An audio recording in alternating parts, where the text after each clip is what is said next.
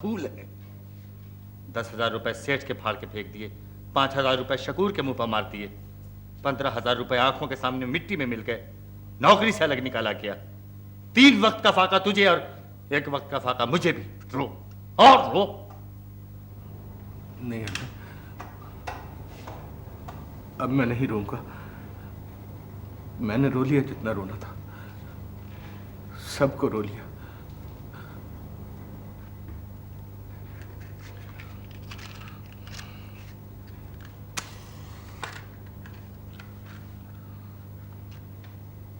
ये क्या कर रहा है? दिन को मोमबत्ती जला रहा है, शाम को क्या जलाएगा?